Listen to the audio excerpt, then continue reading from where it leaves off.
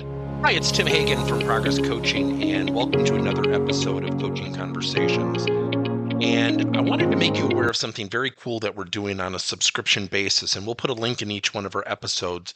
But every Wednesday, we're going to be doing what we call an audio podcast workshop. That workshop will be roughly about 14 to maybe 20 minutes per episode, with each month having a theme from a coaching model, using feedback strategically, to coaching self-awareness, and so on. So if you could look in the body or in the content description of each episode, and you will see a link where you can join this subscription. These are literally 4 workshops every month, teaching specific strategies to address a particular area of workplace coaching, as it relates, again, to things like awareness, motivation, teamwork, and what have you. Here's the cool thing. It's only $10 per month, and each month you will get a handout that we will follow along with. So we also give you a tool for you to take notes as we go through each episode. We hope you'll check it out. I think one of the most powerful things when you negotiate, when you have a challenge, when you are to receive feedback, if you're going to get in a fight with your spouse, so often we wait. We wait for the inevitable. Think about your childhood when you knew you did something wrong and your parents were going to get mad, right? What did we do? We hid. We couldn't wait. Is mom or dad home? Is dad home? Is he mad? And one of the best things that I always learned was to get there before they feel the need to give you feedback or get angry. You get ahead of the curve, for lack of a better description. It's such a simple concept, and we've lost so much sight with it. And one of the things that we can do is to cultivate a culture of proactive feedback. Getting feedback before somebody feels the need to provide it. Now, I'm going to make a very strong comment. I think feedback really has a loaded feel to it. I think it has a substance to it that can be powerful and damaging. And I'm going to say this, I hear this all the time. Well, feedback's a gift. It is a gift. There's no getting around that. It is a gift. Yet then why do we still provide constructive feedback so readily versus strength-based feedback? And so I think about those things and I think, where are we missing this opportunity? And I think it's because leaders are stretched thin. So if you have, let's just say a 1-to-10 ratio, you're a leader and you're in charge of 10 people, that person providing feedback, and we subscribe at our company to a 3-to-1 ratio. Think about that. 3 strengths for everyone that's constructive or opportunistic to improve.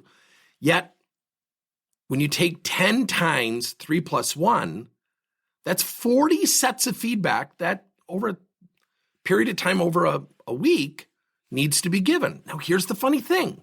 We've been trained to look for the things that we need to fix or adjust or provide feedback on that might not be going so well. We're not conditioned to provide strength-based feedback. Now, let me explain that further. Think about when somebody says to an employee, I need to see my office. What's the employee's first response? For 28 years, I've asked that question. In all 28 years, I've only heard 2 positive responses. Every single time people say, uh-oh, what did I do? I must be in trouble. Am I being written up? Am I being fired?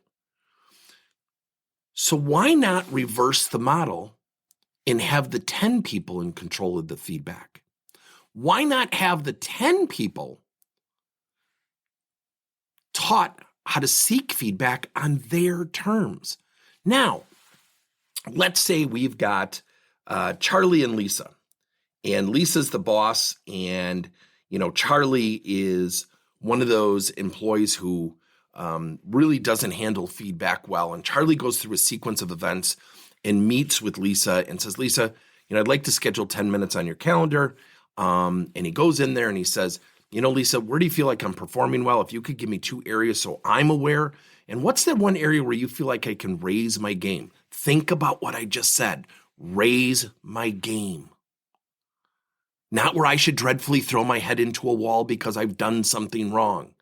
Now, what's just happened there? One, it's done on Charlie's terms. The language makes it easier for him to receive. And here's the cool part. It's made it easy for Lisa to deliver.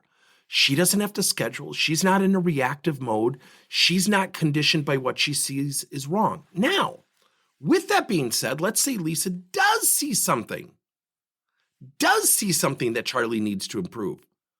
Now there's at least a cadence that Charlie controlled that started to condition him to create a more favorable relationship with feedback on his own terms with what we call WIIFT, what's in it for them. In this case, what's in it for Charlie. So the coolest thing about this is if you teach employees how to do this, guess what's going to happen? It's going to increase feedback delivery. It's going to increase feedback acceptance. It's going to increase comfort for both the provider and the receiver of feedback. Thank you for listening to another episode of Coaching Conversations by Tim Hagan and Progress Coaching. Now, our company is always coming out with new and innovative solutions to help leaders coach their employees. And recently, we just created a new service called Coach to You, where leaders can pick and choose topics and assign 7 to 21-day programs for employees to learn and, more importantly, apply actions and then reflect and share what they're going to do going forward as a result of the learning.